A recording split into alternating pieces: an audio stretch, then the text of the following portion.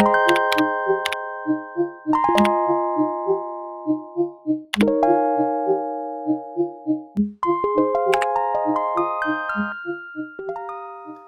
we're taking a look at the Galaxy Tab S7, one of the probably easiest choices I could have ever picked for a tech channel review because, well, let's face it, it's Samsung. Samsung has practically become the face of Android in the United States, which I don't know if other countries are like that, but at least around here, they are Android. And there are other companies you can choose from, such as Motorola, OnePlus. There are options, but this one right here, this is currently the most popular, and pretty much everybody knows it. I'm willing to bet that if you're watching this video right now, chances are you're probably interested in one of these because at this point it's cheaper, right? And it's been around for a few years. It's a proven, good, sturdy tablet. It's not a question of whether or not it's like spectacular or not, because you already know it's a Samsung. It's gonna do exactly what you need. But if you're looking at this one in particular, I'm willing to bet you're probably hoping to save a little money and maybe even skimp out on one of the later generations of Samsung because you don't feel like you need it. And you know what? Fair. I am actually of the same mind. As a matter of fact, yep, you guessed it, right up here. This phone is a Samsung Galaxy S23 Ultra, the last Samsung I will probably ever need for a very long time. So if that doesn't tell you about where I stand with these guys, then yeah, I don't know what to tell you. But this is a very solid tablet, and I think that goes without saying, but you're probably wondering how well it's held up over the years. And yeah, this has actually been going strong with me for almost 4 now. This was my college tablet. I used this thing everywhere, and I did have an iPad on me for certain other things. I almost always have had 1 or 2 on me at all times because I like to be experienced in all forms of technology, right?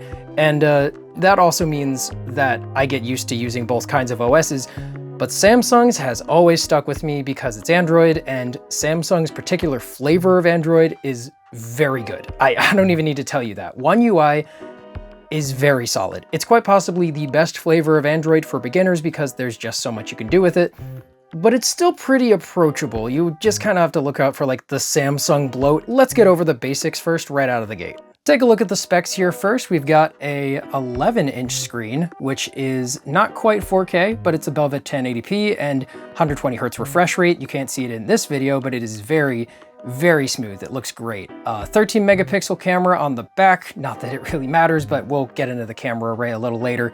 The Snapdragon 865 5G, 6 to 8 gigabytes of RAM. Unfortunately, this is the 128 gigabyte storage model with 6 gigs of RAM. We have an 8,000 milliamp hour battery, which surprisingly has held up pretty well. Not much else to really look at here. That kind of gives you all that you need to know. Except for this stuff down here, Android 13. Yeah, that's also going to come back up later, so we'll talk about that shortly. So you might be wondering, how do I feel about just the general use of this thing? As I mentioned earlier, it's running One UI, but it's actually on One UI 5.1.1. If I go here to check for updates, that's as high as it's going, as a matter of fact. There are no more updates for this tablet as of now. It is stuck on One UI basically forever. And to some people that might be a bad thing, but hang on, we'll come back to that. Let's just take a look at how it is to use this tablet by itself. It is extremely smooth. Now, I don't have anything to the left or right of here. I like to keep my home screens fairly simple, but here, I'll just do a little pinch real quick, add a page so that we can get a feel for just how smooth it is. This is running, again, 120 Hertz. Now, that might be a little surprising given that it's like just a base model tablet, but if you're an iPad user, you probably know, like, generally speaking, if you want a smoother screen, you're getting the Pro model. But no, this guy here is extremely smooth. It is something that Android has become very accustomed to, is having features that Apple would normally make you pay the Pro model for and giving it to you on just like their base model tablets and phones and devices and stuff like that. This is very smooth, and I've gotten used to using it quite frequently just because of how quickly it is to get around stuff. I've got the 3-button layout here, and as you'll see when I go up here, I can check out all the apps that I was using and stuff. Just getting back to where I was, just hitting that twice, you can see it kind of freaked out there for a second. That's something that we'll come back to. But in general, when I press something, I know it's going to do what I need it to do, right? So it has held up surprisingly well, all things considered. That said, gonna bring up that Snapdragon bit, because unfortunately, as far as being a graphically powerful tablet, it's definitely hitting its late stages, and you can feel that whenever you're playing something like a game. So you might be noticing I'm not running a game like Genshin Impact or something, and that is just personal preference. I really do not like gacha games at all, and I've developed a sincere distaste for them in recent years, to the point where I basically do not touch them at all. I do not want them to be featured on this channel. As far as I can see, Sky is not that kind of game, and it just kind of lets you play it, which is why that is what we are doing here. Now there's a new event starting. Granted, I am very early on in the game, so for all I know, it could end up being a totally different experience, but as of right now, the game is great. It's a wonderful little explorative platformer, and I just love how open and chill it feels. Now you can see as I'm moving around here, the game is stuttering a little bit.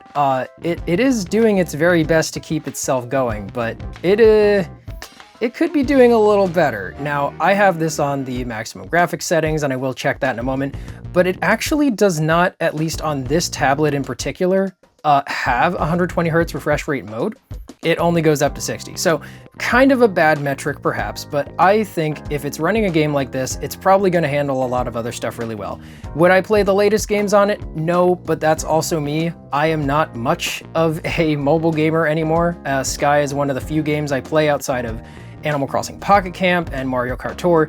Those are also very good metrics to run this thing by, because I can tell you, I've spent hours on both on this thing and it runs great. But when it comes to actually gaming on it, the Snapdragon 865 is definitely getting towards its end of life, if you feel me.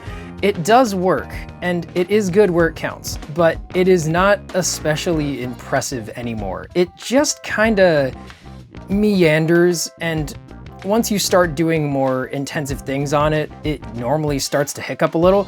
But like, I've got the graphics pretty high up here, and I'm doing all the usual stuff. Now, what's funny is, if I feel right here, the tablet has started to just a little bit, it's gotten a little toasty. So as you can see, I have filled out the graphics on the tablet to fill out the whole screen. Resolution and FPS are boosted up to max. Here, let me check this out. It's brought itself back down to energy saving. High def mode 30 FPS. The highest it goes on here is 60, which is not a great metric, I know, but frankly, I'm pretty okay with if I get a solid 60 frames per second on any game. I don't care too much about it being 60 or 120, but when I'm using the actual tablet, I love it. So if I'm getting 60 in a game that looks this good, and I'm only feeling like a little tiny bit of thermaling right there, it's very, very light. I can barely feel it. And I'm sure if I did this for like a half hour or so, it would definitely drain a lot more and there would be a lot more going on. But this is a pretty graphically intensive game, and from what I understand, it's not even very well optimized anymore. So if it's doing this well, like, I have to say, that is pretty impressive. Now, granted, I think that personally, the Snapdragon 8 Gen 1 and up is where Snapdragon really started to take off, especially with Samsung. So I think if you're looking for something a little more capable to handle the most modern stuff, that is what I would aim for. But if this is what you can find for a good price, and we'll get to pricing later, what I would recommend personally, I think that you're getting an insanely good deal, even with this thing being a little bit older. Now, here, if I'm gonna exit this game and go back to the last app I was using, I slide up here and then hit this button twice. Now you can see it's struggling a little bit. See, it stutters a little bit when it's changing apps at times, but it's still doing it, right? I hit that button pretty fast and it still recognized all of that, and it didn't freeze up on me or didn't ask more of me. So that is very good. Older Androids, at some point, they can tend to struggle to get all the taps when you're getting them in very quickly, right? And this one doesn't. It just works. And again, that's a Samsung flavor of Android kind of thing. But again, very solid performance all around. Next, I might as well get the cameras out of the way. These are not impressive. They're not designed to be either. So here, if I flip this guy over, we've got two cameras. One is an ultra wide, one's a regular. I'm not even gonna bother to tell you the metrics. You can see them back on the GSM Arena page we were on earlier. There's not much to say about these. These are webcams. They are glorified webcams. You can barely even see the sensor on that guy, right? But it works. You could take a decent picture outside with it, and the person that will be using this after me will be able to do that. So in good lighting outdoors, you'll be fine. But if you're the kind of person out there taking pictures with a tablet as your main camera, I'm just gonna tell you, you could get a good phone for like less than this and it would take better pictures. Nothing to write home about here. Even on the Tab S8 Ultra or S9 or S10, whatever they have out now, these cameras have barely improved because Samsung knows that like nobody is taking high quality pictures on these. They're not trying to do the iPad Pro thing and just like stuff a giant camera array on the back, the big old square, which is funny because I've used iPad cameras as well, iPad Pro cameras, and they are not much better than this. But indoors, these things are really gonna struggle. So if you're gonna use them, you use them for like Teams meetings or something. And for that, it's perfectly serviceable. All right, so next thing we're gonna talk about is the battery. This guy is holding up decently well. After a little bit of gaming and messing around with apps, we have dropped 5%. And you know what? For an 8,000 milliamp hour battery in 2025, considering that this tablet came out in 2020, it is 4 years if you can believe it, it's holding up pretty well. Now, there is one thing I will say. Screen on time is pretty amazing on this tablet. I have almost never had to charge it if I'm using it for a day or two and then just leaving it. And then I'll like charge it at the end of the day or like end of the week if I'm just pulling it out every now and then. And it'll pretty much do a good job. Screen on time with this thing is amazing. Standby time is not. I have always had better standby time when it comes to iPads than Androids. Now, granted, I am running a live wallpaper on this thing, which I can link in the description because, I mean, look at it, it's Cave Story, it's adorable. But admittedly, Android does have a little less when it comes to protecting its own battery. Now, I'm not saying it's gonna like go crazy on you and just drop to zero, but I will notice that like if I leave an iPad hanging around for a couple of days, it'll barely drop in percentage. This thing needs a charge after a few days, and that is partially because it is older. But that said, if you're just like using it during the day and then say like end of week, or if you're using it frequently, like end of day charging it, it'll get you through a whole day or maybe even two. Even though it is like a little smaller than I would probably like, it does the job. And again, if you're shopping for this thing right now, chances are you want a cheaper tablet. This will get you through the day easily. And I'm making it do more than usual because of stuff like a live wallpaper. I have live wallpapers on almost all of my stuff. I just like how they are, how they're interactive sometimes, and I just like the way they look. It's just, it feels nicer to have a wallpaper that's animated and designed to fit whatever screen you give it. And, you know, it is a test of battery, but this thing is handling it quite well. It hasn't even dropped a percent since we were talking about it. It's probably gonna do it now that I mentioned it. But again, this thing will get you through the day absolutely fine. This thing gets exceedingly bright. Now, my camera is freaking out because I have it on a certain ISO, but what I'm telling you is if you're using this thing outdoors, you're still gonna be able to see it pretty well. Now, granted, I will say the screen is incredibly reflective compared to the newer tablets. I mean, look, you can see my camera there. So I will recommend you get some kind of screen protector or even like a privacy shield if you were worried about like it being usable outside. But indoors, man, this thing gets extremely bright. I have never had to max out the brightness indoors, and I'm mostly using this indoors. But again, these tablets are really tough, so you can use this outside without much trouble. So if you really feel the need to, and some people might use this for like a job with a case or something, you might want some kind of film over it if it's gonna make it a little less reflective. But again, indoors, you're perfectly fine. The display on this thing is awesome. Let's talk audio for a moment. I'm gonna be playing a little Too Mellow on here if you've ever heard of this artist. If you have not, I highly recommend you listen to him. But here, gonna turn this up a while. Extremely loud speakers.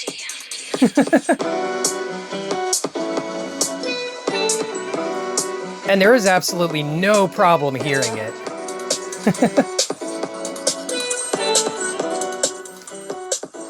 The audio comes through surprisingly clear on this thing. And you can see that it's got 4 speakers, 1 on each side. And this speaker setup, having 4 at least on each side of the tablet, is perfect because that means if you're holding it upright, you're gonna be hearing it above and below you, but you still get a little stereo. Same thing if you're holding it this way. Oh man, you really hear it. The audio quality on these is pretty great. I do not generally use my tablets in a very loud state. I usually have a headphone jack. Sorry, I meant to say headphones, but a headphone jack came out instead, which is funny because this has none. There is only a USB-C port, which means yes, you have to use one of those annoying adapter things that Samsung used to make fun of. I just find that interesting.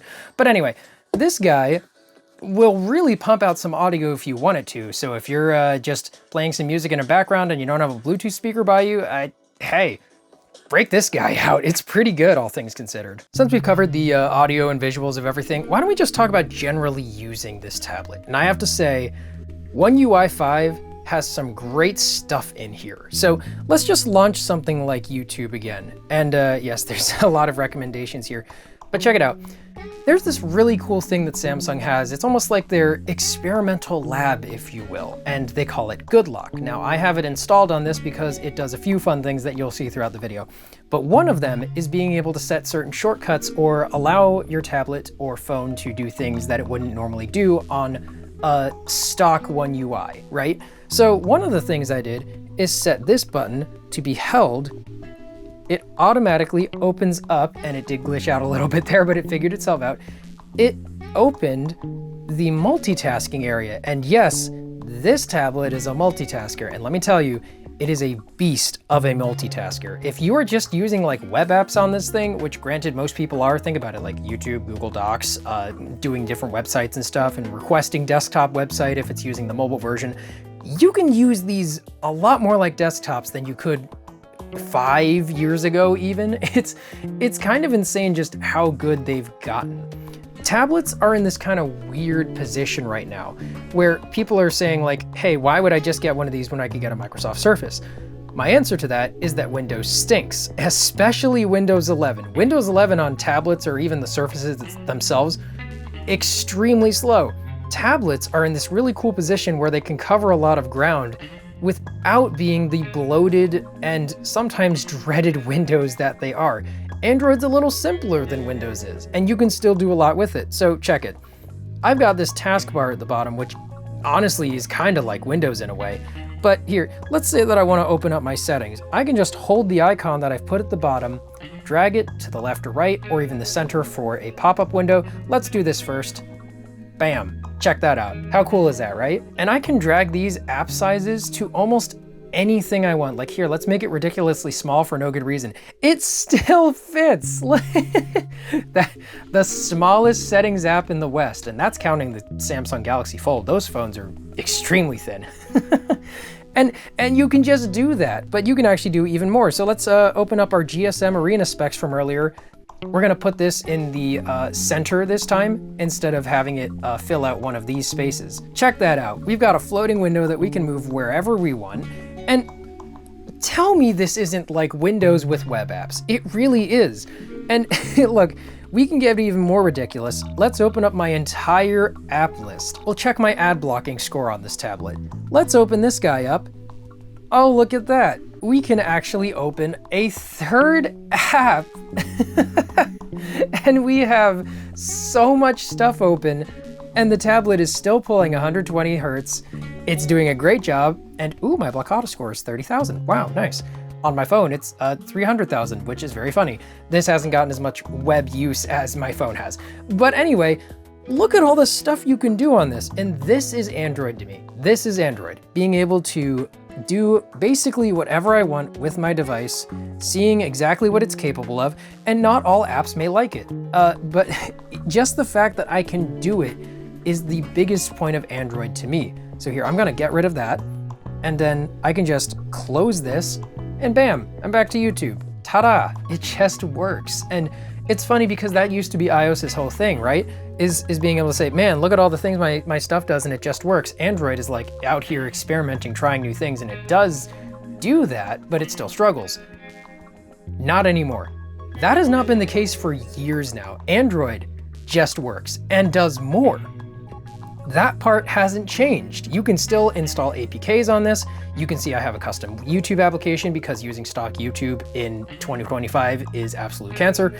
You can do so much on a tablet that if you can find one of these out in the wild at a pawn shop or a thrift store, I'm telling you, you could just go for it and you would be getting a very good experience with the multitasking. And that leads me to one more thing. Gonna go up here and launch one of my favorite software decisions Samsung ever made. This is Samsung DeX. You've probably heard of it, and if you have, it is most likely that you've heard of it because, well, it hasn't gotten a lot of love from Samsung lately. You're pretty much stuck with whatever you get at this point. But that said, Samsung DeX is still pretty amazing. Now, you might actually notice that the tablet has begun to stutter a little. We're asking a lot of it right now because I haven't actually closed a lot of background applications, so let me go ahead and do that.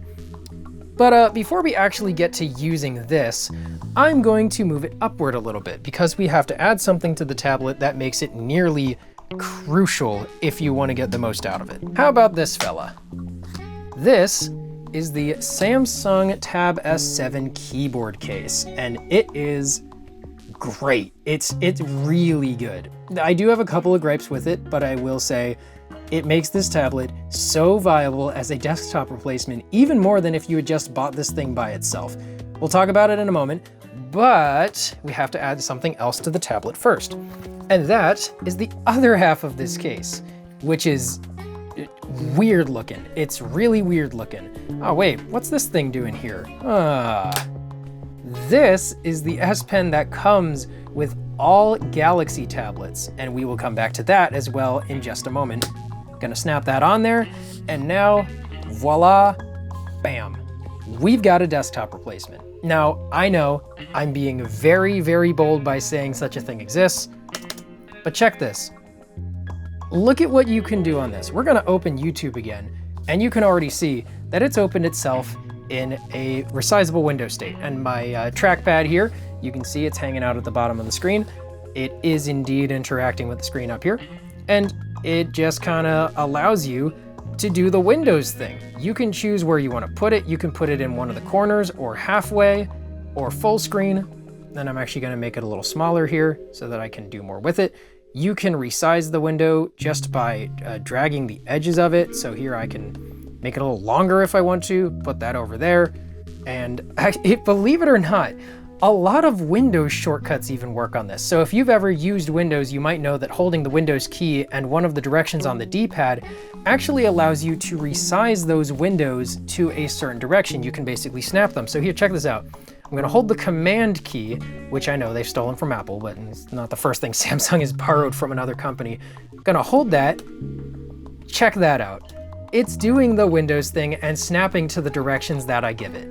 Is that awesome or what? And the surprises really don't stop with Samsung DeX because they just keep coming. There's just so many ways that you can interact with tablets nowadays on Android that kind of make them whatever you want them to be. And if you are not the kind of person who needs Windows applications very often, this thing is almost perfect. It is such a shame to me that Samsung doesn't seem to care much about DeX anymore or some of its more advanced features, but I'm telling you, DeX is great. And the other thing that makes it great, you can plug this into a screen, okay?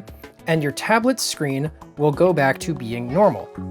It will just act like a regular tablet, and you can see it's catching up here a little bit, and there we go, now it's back to normal. When you plug this into a screen, you can choose to have it mirrored with USB-C, or you can have it automatically launch Samsung DeX, and now you have a tablet and a desktop screen running on the same device. And again, this is before the Snapdragon 8 Gen 1, and it runs great. Your tablet screen limits itself to 60 hertz during this time, but you can just plug it into a USB-C hub and do so much with it. Granted, again, I'm a bit of an experimenter, so I did more with this than probably most people would, but that is the kind of person that I am. I love experimenting with devices, seeing what they can do, and this thing can do so much. It's really incredible when you actually sit back and realize, wow, a tablet can do this, and it does it so well. Now, again, at this point, if you're a power user like me, you're probably hungering for just a little bit more, like you might need a little more storage. This thing does have a micro SD card slot. Hello, friend. Really wish you would show back up on the quote-unquote premium Samsung phones, but whatever. And you can, I believe, get 256 or 512 gigabytes of storage on this thing, but good luck getting one of those nowadays. This is 128, but I've added like a 64 gigabyte card to it, micro SD card. I have never managed to fill that thing out, but it is there as an option if you want it. I don't tend to fill up as much space as I would on a phone as I do on a tablet, but just the fact that the option is there again is a major perk of Android, and it sucks that so many Android tablets, including the ones I'm currently shopping for, do not have that micro SD card slot. I hate the removal of options for no reason to get people to buy OneDrive space.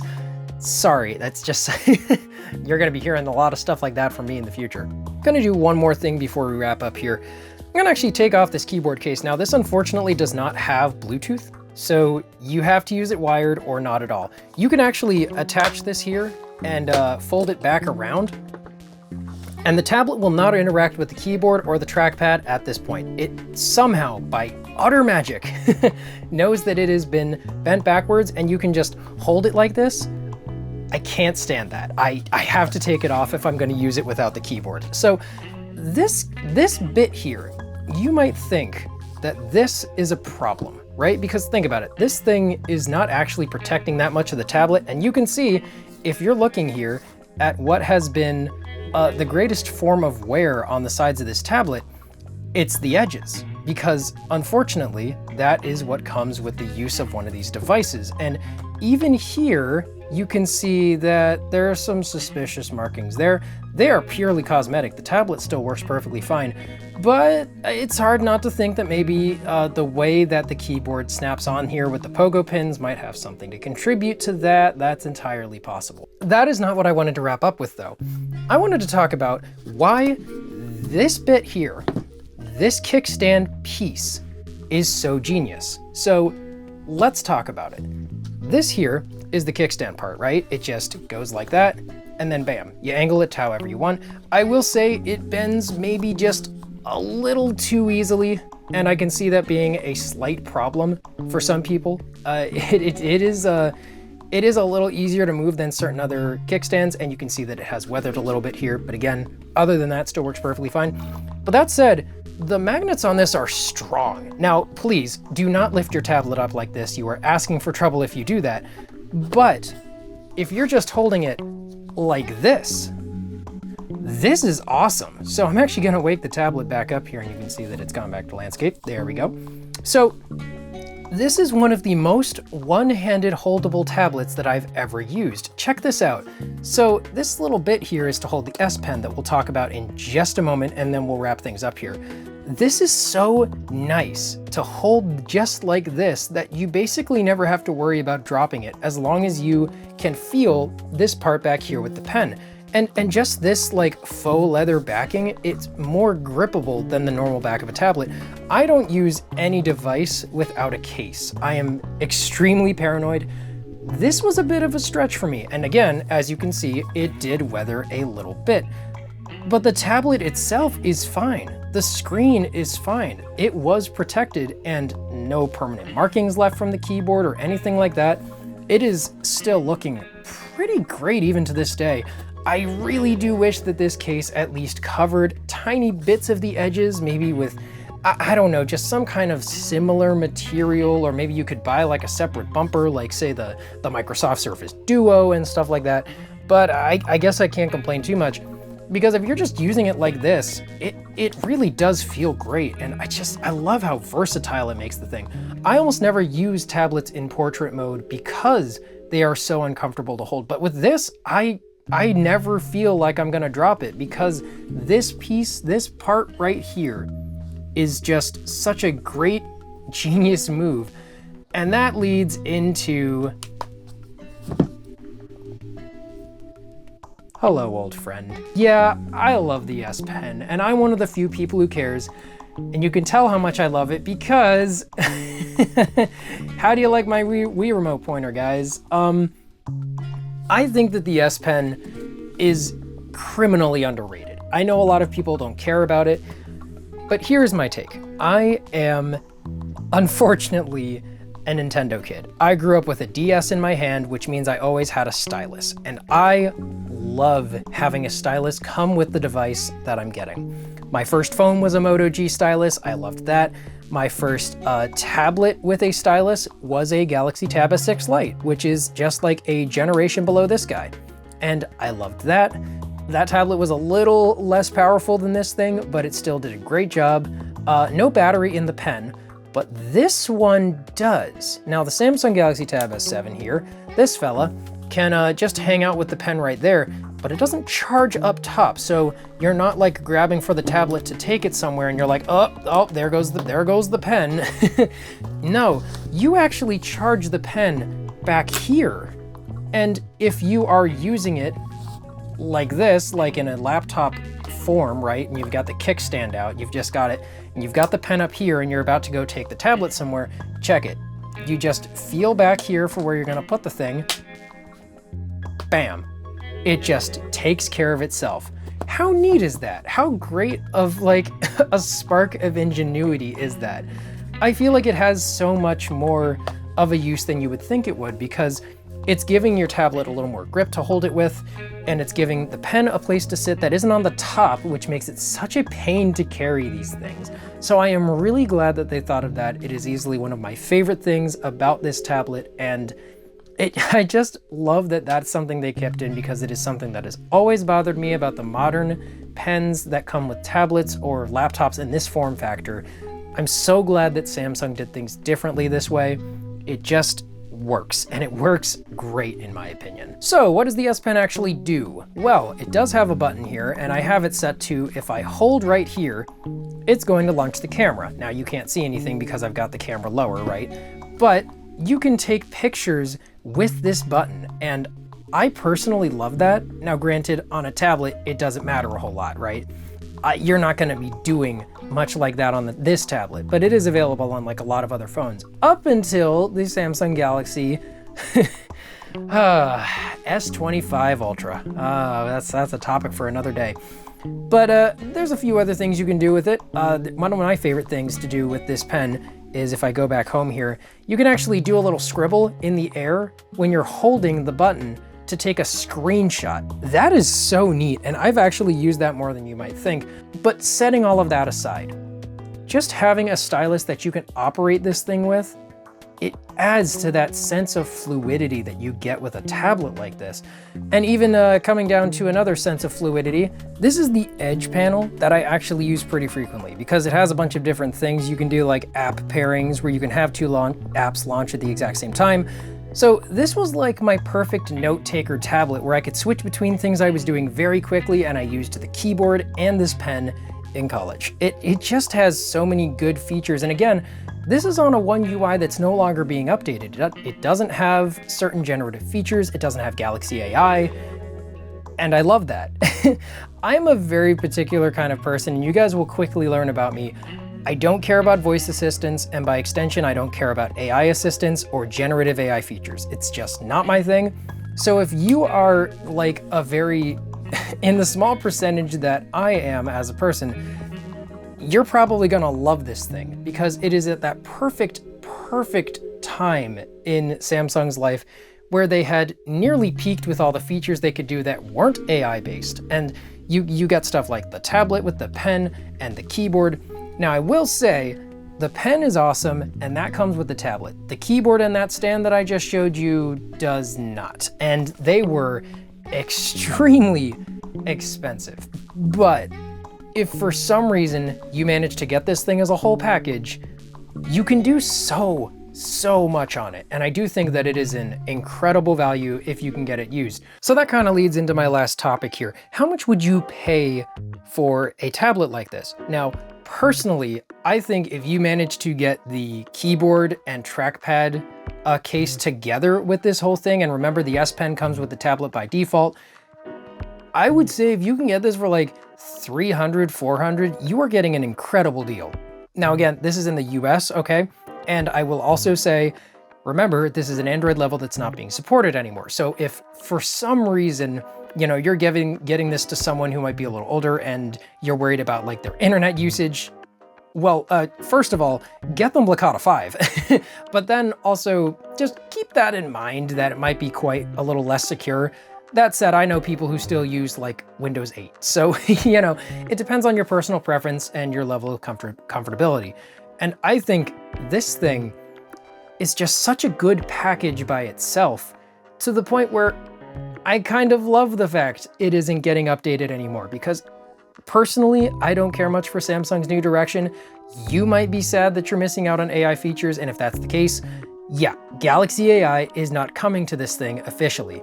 There might be custom ports being worked on for it, like I'm sure that somebody has put Android 14 on this thing, it wouldn't surprise me, but that's not coming officially to this tablet, so you are gonna have to keep that in mind.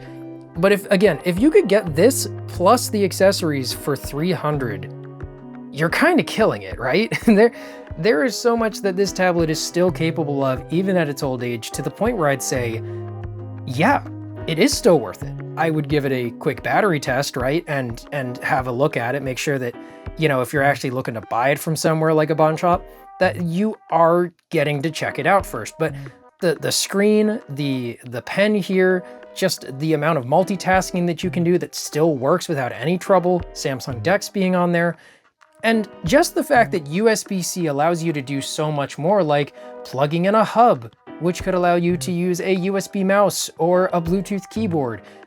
For goodness sake, you could even just, like, if you want to go really crazy, you can plug in a second screen again and use this with resizable windows and like play videos on a big screen in a desktop fashion. If you wanted to use this as like a home server, perhaps? That's really overstretching it, but what I'm trying to say is this thing is still so versatile that if you can get it for a decent price and you're thinking you kind of want to stay out of whatever the new stuff Samsung is into, I think this thing is awesome. And I totally think that it is 100% worth the purchase. Keep in mind that, again, this thing is definitely aged a little, so it's not going to be as capable as newer devices. So I have tried LumaFusion on this, and admittedly it was a little slow, so I probably wouldn't recommend it for heavy-duty mobile tasks nowadays, because we've got the Snapdragon 8 Gen series and even the X Elite coming out soon. So that said, if you're just using this for general stuff, you really can't go wrong here. Thank you for taking this tour with me of the Samsung Galaxy Tab S7 in 2025. My name's been Dan, and thank you for watching Ctrl+Alt+Danominator. See you next time.